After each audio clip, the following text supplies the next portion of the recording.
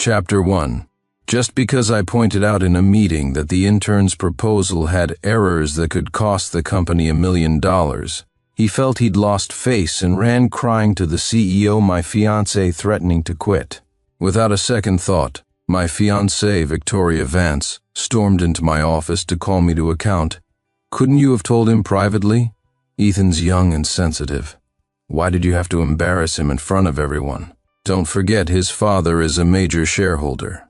Now, you have two options. 1, I promote Ethan Hayes with a raise, you become his assistant, and then I can agree to go public with our relationship. 2, you continue being so arrogant and we break up. Seeing my silence, she smirked triumphantly. I knew you wouldn't pass up the chance to make us official. Now, give your office to Ethan, and then, the next moment I calmly interrupted her. Sorry, I choose option 2, but I'll resign voluntarily. And I wish you and Ethan Hayes all the best. May you have a long and happy life together. Sincere, Clark. Do you have any idea what you're saying? Victoria shot up from her desk and rushed over to question me, losing her usual composure for the first time. I calmly repeated, I resign. We're finished. Saying that, I ignored her and began packing my personal belongings. I'd been with the company since its founding days. I'd used this office for years. There was a lot to pack. I put my thermos, blanket, and other items into a box, then organized my work files.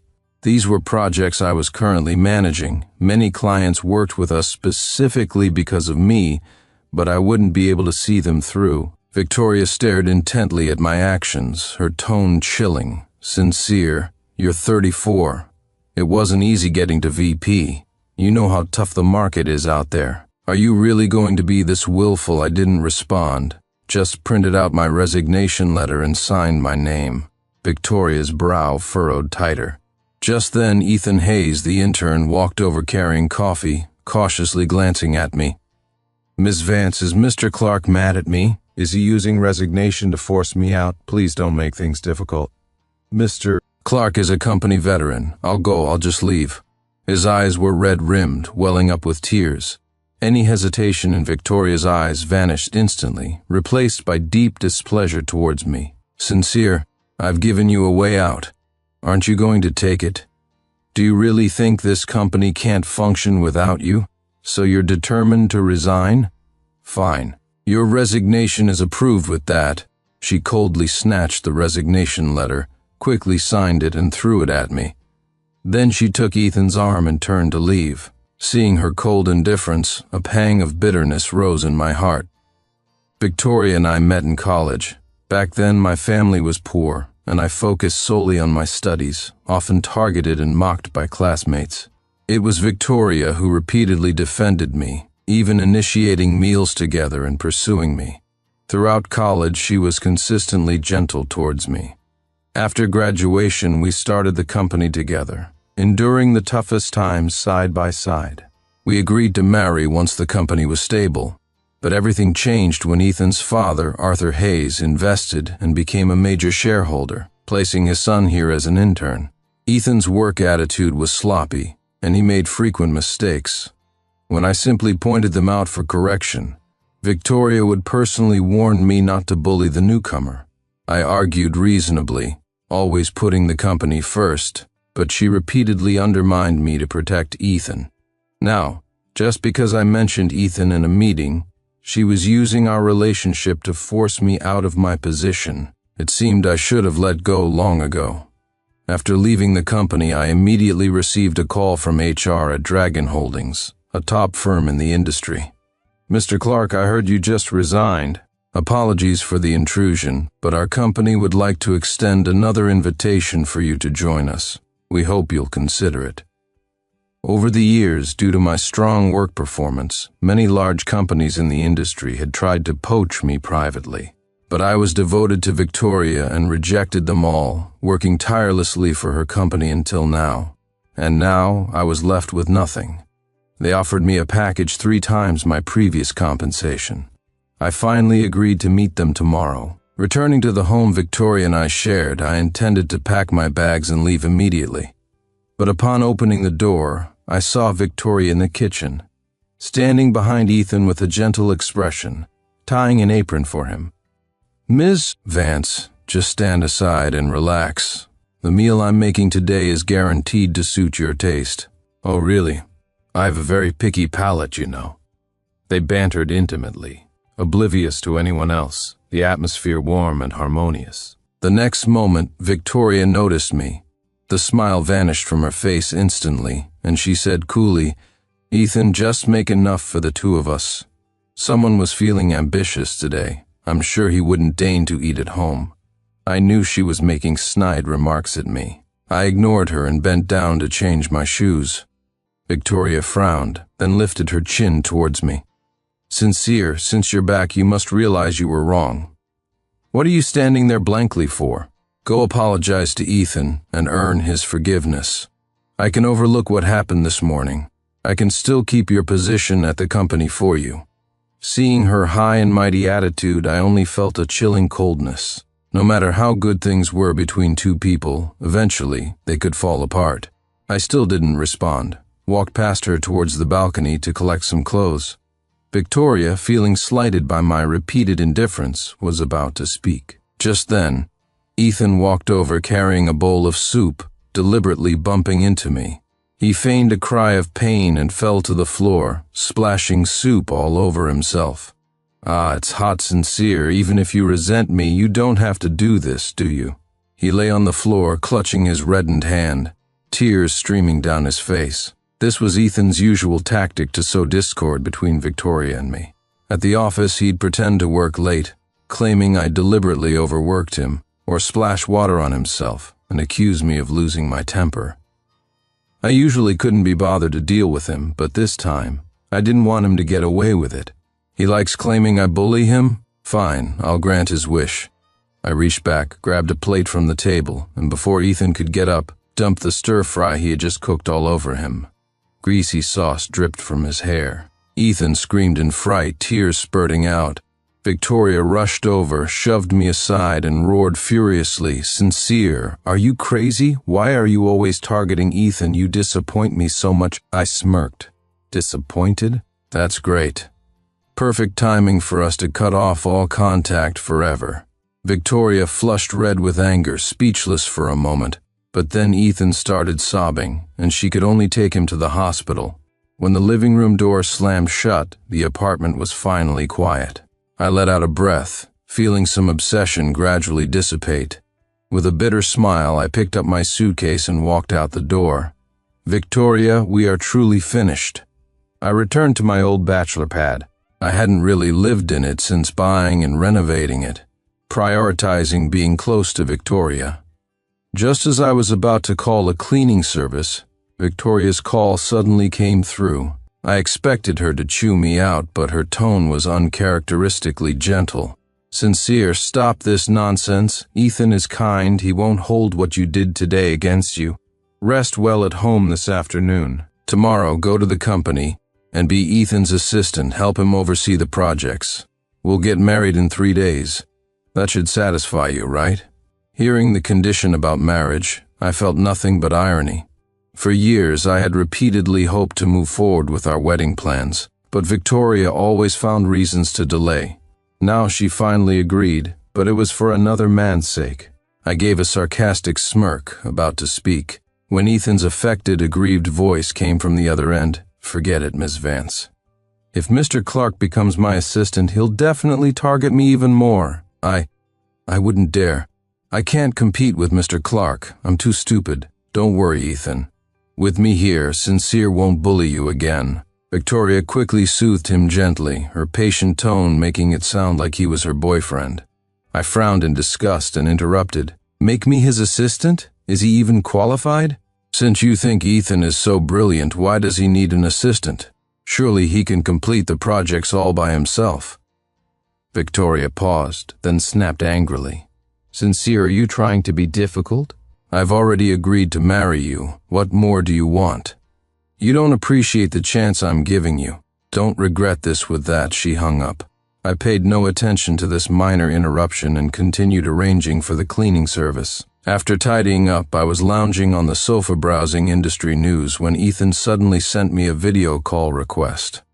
When I answered, Ethan was leaning back in Victoria's CEO chair, legs crossed, looking smugly triumphant, panning the camera around the office. Sincere, the CEO, asked me to work overtime in her office. She even got me water. Have you ever enjoyed such treatment? Victoria was notoriously particular about cleanliness and disliked anyone touching things in her office. Even I wasn't allowed in without permission. It seemed Ethan was truly the exception. Seeing my silence, Ethan gloated. The CEO has already transferred all the projects you were handling to me. She's made me acting VP, taking over all your responsibilities. You? You're destined to be discarded, I scoffed. Is that so? Well, you'd better work hard then. Try to drive your CEO's company into bankruptcy sooner rather than later. Sincere, you son of a Ethan was about to curse when the sound of a door opening came from his end. The video call immediately disconnected. I shook my head ironically. If Victoria truly trusted Ethan with all those projects, the company was really doomed. The next morning, I went to Dragon Holdings for my meeting and agreed to start soon. As I was leaving, I suddenly received several notifications about severing family link connections on various apps. When Victoria and I were close, many of our apps were linked. We considered ourselves inseparable. It seems Victoria had just gotten home and discovered I'd moved out. No phone call, just unilateral disconnection. I didn't need to guess how angry she was right now, but it had nothing to do with me anymore. For the next 2 days, I was busy with my new job. Victoria didn't contact me. She just kept updating her social media with posts about being with Ethan, even changing our couple profile pictures on some platforms to plain black. I knew she was waiting for me to initiate reconciliation, but I didn't care anymore. Until the evening of the 3rd day, when I came home to find a cardboard box by my door, labeled for Sincere Clark. I brought it inside and opened it. It contained mementos of my time with Victoria. There was the love letter she wrote when she first confessed her feelings in college, the matching accessories she bought for us, photos from our trips, and the lipstick-stained page commemorating our first kiss. Looking at these items, memories of the past flooded back. But ultimately we had drifted apart. I threw them one by one into a metal basin and lit them on fire, watching the flames consume the flickering images of our past, feeling strangely calm. Just then, the door was pushed open, and Victoria rushed in aghast. Ignoring the risk of burns, she snatched the burning photos, desperately slapping at the flames, her voice anxious and sharp. Sincere, what are you doing burning these things? Victoria struggled to extinguish the fire, blistering her fair hands. Tears welled in her eyes as she glared at me furiously. Sincere, have you forgotten what these things mean to us? How could you burn them? I asked calmly. Didn't you send these old things over for me to deal with? They're useless anyway. Burning them is fine. Victoria stared at me in disbelief, seemingly shocked by my composure. After a long moment, she finally explained helplessly, Sincere, all right, don't be angry anymore. I admit when you pointed out Ethan's issues at the company, it was for the greater good. The reason I asked you to apologize was simply because Ethan is Mr. Hayes' son. I know I hurt you, and I apologize, okay? Come back as VP on the same level as Ethan. Just try not to interfere in his matters from now on. How about that? I looked at her silently, finding the situation utterly ridiculous. Victoria added on her own, but there's one condition. Before you rejoin the company, I hope you can apologize to Ethan. After all, you did physically attack him last time. As long as he forgives you, you can come back. Hearing this, I suddenly couldn't help but laugh out loud. Victoria, you really think too highly of yourself. Did I ever say I wanted to come back? Apologize to Ethan? Frankly, he doesn't deserve it. My words clearly struck a nerve. Victoria's face fell. She stood up abruptly, furious, and slammed the door on her way out. The next morning, I arrived at Dragon Holdings for work. Just as I reached the office building, I saw Victoria and Ethan walking together in the distance, chatting and laughing. Ethan, do well on this project. If you land it, I'll arrange for your promotion. Ms. Vance, you're so good to me. As they spoke, Victoria saw me. Her expression instantly turned cold. Sincere, what are you doing here, Ms. Vance? Isn't it obvious? Mr. Clark must be too embarrassed to beg you at the office, so he came here to intercept you. Trying to get his job back, Ethan chimed in, looking at me with a smirk. Victoria immediately understood.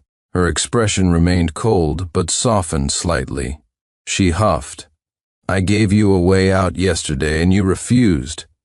Now you're here pestering me. Sincere, I see you're becoming increasingly clueless since you're already here. Go ahead and apologize to Ethan now. She lifted her chin slightly, resuming her usual dignified and proud CEO demeanor. Ethan looked at me, eyes full of triumph, trying to appear magnanimous. Oh, come on, forget it. As long as Mr. Clark doesn't make things difficult for me at the company, we can work together fine as equals. No, he must apologize, Victoria stated coldly, glancing sharply at me. Getting physical crosses a line.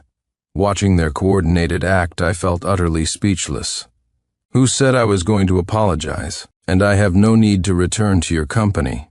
Could you please get out of my way, Sincere? Have you caused enough trouble? I already agreed to let you be VP alongside Ethan. What more do you want?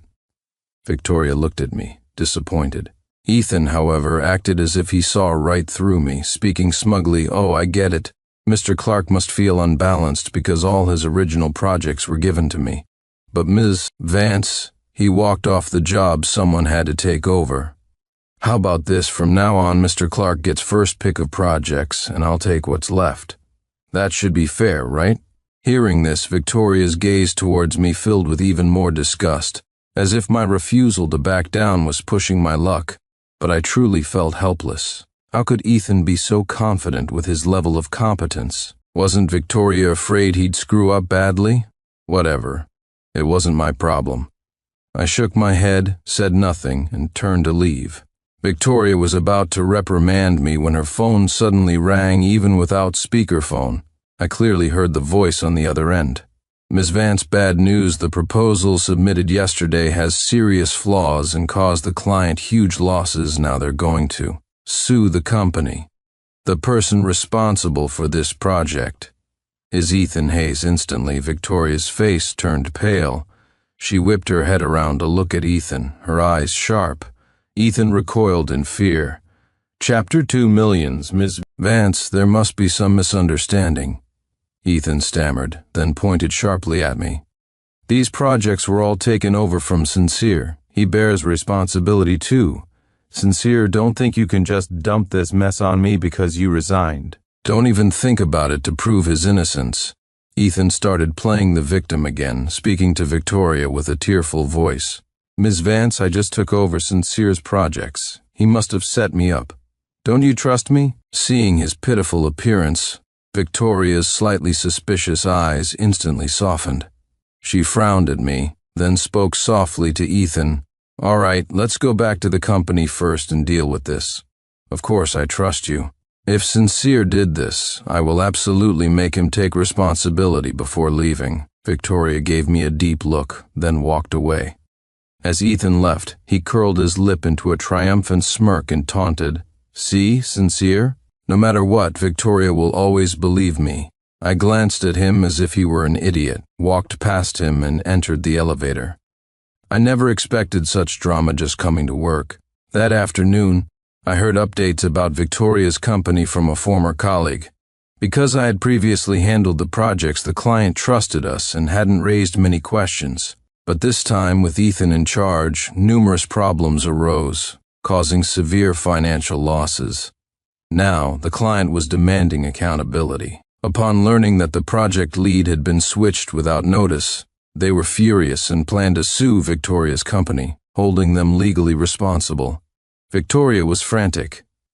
Ms. Vance, I honestly didn't know such small issues could lead to such serious consequences. I was wrong. I truly know I was wrong. What do we do now? Maybe I should go apologize to the client? Mrs. Vance, please don't ignore me. My heart is breaking. This conversation was secretly recorded by a former colleague passing Victoria's office. When Victoria discovered that Ethan was indeed the culprit and had made basic, common-sense errors, she erupted in fury for the first time. She publicly threw the rejected proposal documents in Ethan's face. Ethan was stunned. He started playing the tearful victim again, but this time Victoria wasn't moved. She went straight back to her office. Ethan followed her in, apologizing profusely. But Victoria wasn't buying it this time. Previously, whenever I found his mistakes and corrected them before they caused damage, Victoria always downplayed the issues, telling me to be more tolerant. Now that money was involved, she wasn't telling anyone to be magnanimous. She only resented Ethan for being unable to handle even simple tasks. Ethan, when Sincere used to point out your problematic work attitude, I defended you. I never knew you were this incompetent. Now I don't want to see you. Get out, Ethan, having never been scolded like this by Victoria, felt his pride wounded and stormed out. The recording ended there. I thought helplessly, perhaps this was karma. You reap what you sow. I assumed the matter would end after the payment was made, but I was wrong. When I returned home that evening, Victoria was waiting at my door. Sincere, you're back? Her unusually polite tone almost threw me off. I gave a faint What are you here for? Seeing my distant attitude, a flicker of disappointment crossed Victoria's face. She followed me into the living room. Sitting on the sofa, she spoke softly. Sincere, you've heard about the company's situation. I heard the client representative is a personal acquaintance of yours. Could you possibly contact them, ask them to go easy on us, not take it to court? I've investigated this matter thoroughly. It was Ethan's fault. Her voice was heavy with deep regret. You used to tell me Ethan was careless, that you were managing risks for the company. I thought you were being too harsh, hurting Ethan's pride. I never imagined he could be so utterly incompetent. Seeing her admit Ethan's shortcomings to me for the first time, even though I'd heard her scolding him during the day, I was still somewhat surprised. But I quickly understood. She wanted me to mediate with the client to mitigate the losses. However, my relationship with the client was purely professional. They appreciated me because of my serious and responsible work ethic. Now, Ethan's unprofessional proposal had caused them losses and damaged their reputation.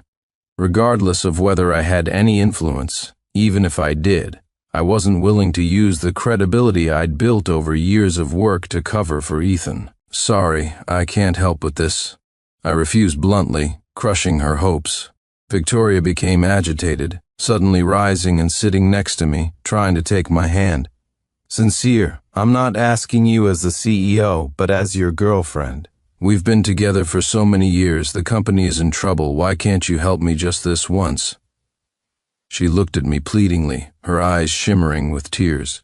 I pushed her hand away, stating coldly, Victoria, have you forgotten? We've already broken up. Victoria choked, speechless. After a moment, she said hoarsely, Sincere, I always thought we were just having a cold war. You were serious about breaking up? She looked at me, disappointed. I never intended to actually fire you. I explained last time I was favoring Ethan, but only because he's the shareholder's son. There were no romantic feelings involved.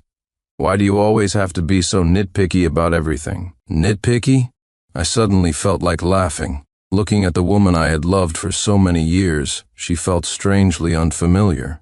I couldn't help asking her, Victoria, do you remember the promises we made when we first started the company? She said we'd get married once the company was stable. She said she wouldn't marry anyone but me in this lifetime. She said I was the person she loved most in the world. But what happened later? She refused to go public with our relationship, refused to acknowledge me as her boyfriend publicly, and certainly wasn't willing to get married. Nitpicky? If I had been nitpicky, perhaps we would have broken up long ago. For a moment, Victoria fell silent. She looked at me guiltily, opened her mouth to explain, but realized that any words would sound incredibly hollow. Finally, Victoria said hoarsely, Sincere, help me this one time, and we'll get married immediately, okay? Just this once. I remained silent, just looking at her calmly. Finally, Victoria understood. Tears streamed down her face. Always so proud, she rarely showed such vulnerability. I'm sorry I disturbed you. Victoria choked out the words and hastily got up to leave. As the door closed, I was alone in the apartment again. I sighed inwardly. How did two people who were once so close end up like this? But no matter what, there was no going back. 2 days later, I heard that Victoria paid the compensation to the client company as agreed and demoted Ethan back to an intern position, effectively firing him from any real responsibility. The atmosphere in the company became tense. No one dared to push their luck. Ethan tried several times to curry favor with Victoria, but she remained indifferent towards him. If he weren't the shareholder's son, he probably would have been fired outright. I thought this was the end of the matter, but I didn't realize it was just the beginning. Soon, Victoria's company faced another lawsuit. All the projects Ethan had taken over and completed recently turned out to have problems. Many clients came to the company demanding resolution.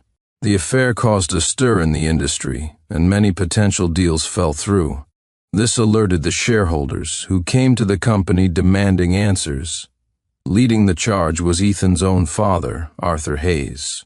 In front of all the employees, he tore into Victoria. "Ms. Vance, how exactly are you running this company? How many lawsuits have you racked up these past few days, all based on such basic mistakes? What have you been doing all these years? You can't even control this. Do you expect my money to cover all the holes you've dug?" He showed no mercy, pointing and yelling right in her face for a full 10 minutes. Then they moved to the shareholder meeting room for another round of criticism. Throughout the ordeal, Victoria couldn't get a word in to explain that it was his son, Ethan, who had caused the mess. Seeing his father, Ethan didn't dare utter a word, showing no sense of responsibility. For someone as proud as Victoria, it was the first time she had been treated with such disrespect. Yet the person she had protected, Ethan, acted like a coward. Finally, another colleague couldn't stand it anymore and explained the situation. Arthur Hayes dragged his son out directly. Only then did the farce end. My former colleagues told me all this privately via messages. "Mr. Clark, I saw Ms. Vance crying secretly afterwards. That Ethan Hayes is really good for nothing. He didn't say a single word to defend her. Ms. Vance is completely disillusioned with him now." Hearing this, I didn't know what to say for a moment. Victoria must be regretting her choices deeply now, regretting misjudging someone so badly. Putting these trivial matters aside, my mother, Eleanor Clark, called to ask when Victoria and I were getting married. She had asked this question at least 100 times, but this time I told her we had broken up. My mom was surprised but didn't press further, worried about upsetting me. The next day she sent me the contact information for a young woman.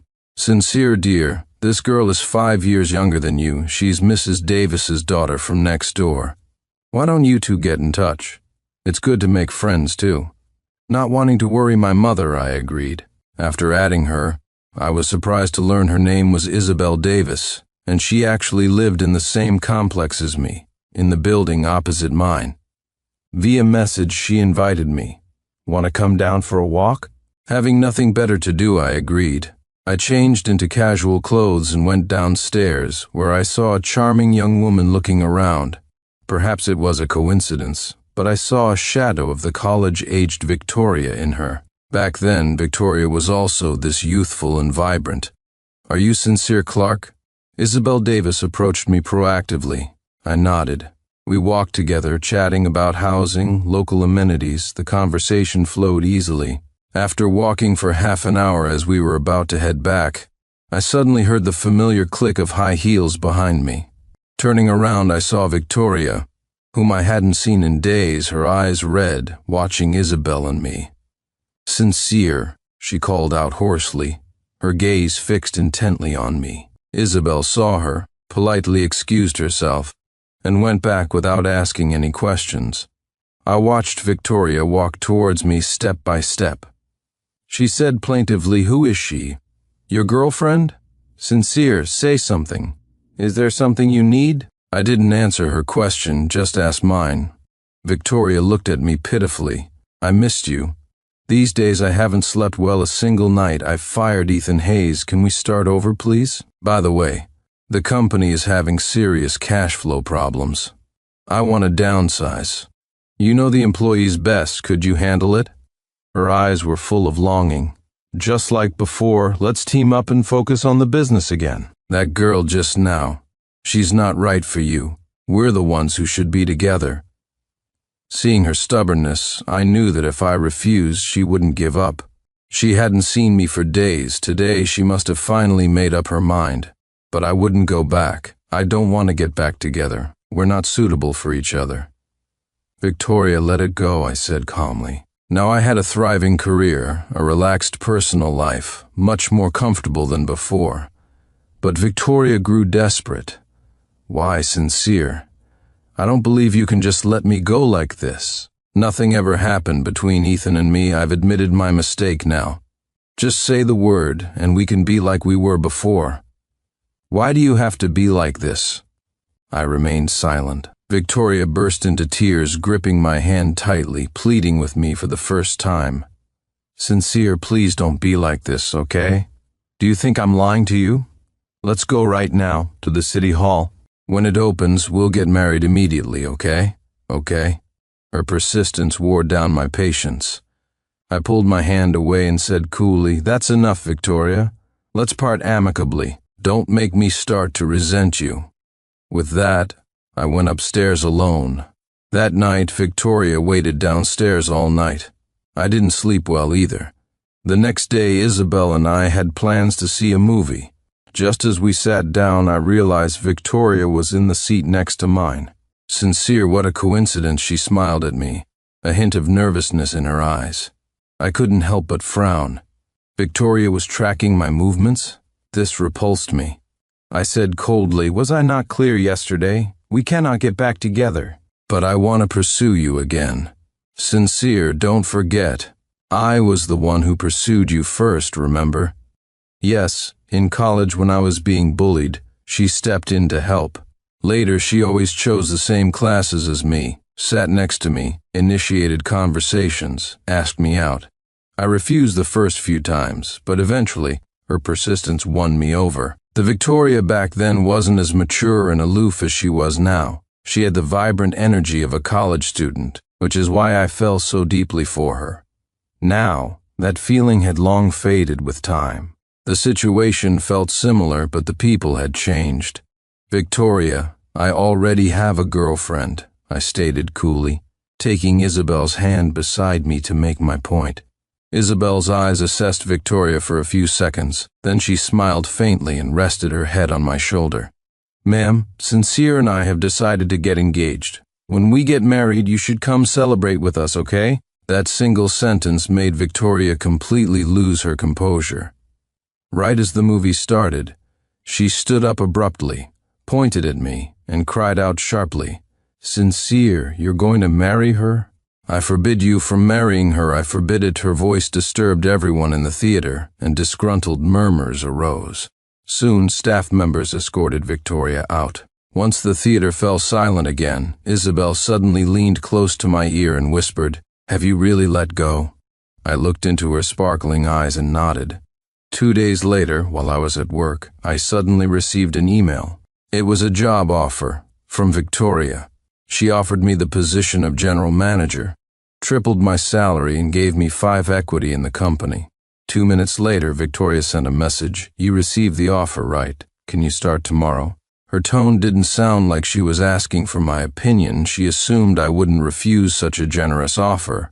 After all, she once said I was getting older, the job market was terrible, and I couldn't find a good job without relying entirely on her. But she was wrong. Many major companies wanted to hire me. I already have a job. After replying, I put my phone down and continued with my work. When I picked up my phone again around lunchtime, Victoria had sent several messages. First, she accused me of lying, claiming it was impossible to find a job so quickly. Then, she insisted I must have joined some subpar company, wasting my talent. Finally, she asked where my new company was. I didn't reply for a long time. She sent a few more messages before finally stopping. When I left work that evening, Victoria was waiting at the company entrance, staring intently at me. She approached me immediately. I never expected you to join Dragon Holdings. You were planning to jump ship all along, weren't you? Sincere, I originally thought I was the one in the wrong. But it turns out you were the one whose heart changed first. Passing colleagues glanced over curiously. I frowned, pulling Victoria to a less crowded spot before saying irritably, "What do you want?" "Victoria, I've told you many times, we are over. Sincere, don't you feel even a little bit guilty towards me?" "How can you be so heartless?" Victoria demanded angrily, her voice eventually breaking into a sob. I was really tired of arguing with her. If all you have are these pointless complaints every time, I really don't want to waste any more time listening. "Victoria, there are plenty of men in the world. With this time, you could go find Ethan. He's suitable for you." Whenever Ethan cried, she would feel sorry for him. That's how it should be between couples. Feeling sorry for someone is the beginning of love. Victoria, angered, tried to explain further, but just then a figure emerged from the side, holding a large bouquet of roses that finally revealed the person's face. It was Ethan. Dressed in a white suit, he walked quickly towards Victoria. "Victoria, I've been looking for you everywhere. I finally found you. Roses for you." Ethan beamed at Victoria, waiting for her to be moved, but Victoria's face was filled with disgust. "Get lost, I told you never to let me see you again. Don't you understand?" Ethan's face fell, but he quickly forced a smile, trying to appease her. "Victoria, don't be angry. You don't know, I snuck out of the house. After what happened last time, my dad wouldn't let me leave. But I missed you. I felt I wronged you, so I came to apologize. If you're still mad at me, I really don't know what to do." He started trying to squeeze out a few tears, trembling as he held out a love letter. "All my thoughts of you these past few days are written inside." I had no interest in watching this farce and turned to leave, but Victoria hurried after me. The next second, seeing Victoria leaving, Ethan quickly chased after her, grabbing her hand, pleading, "Victoria, you can't do this to me. Look inside. It's all my heartfelt words." He even took the letter out of the envelope and unfolded it for her to see. Victoria impatiently shook him off, but as her eyes fell on the characters in the letter, her expression turned even more disgusted.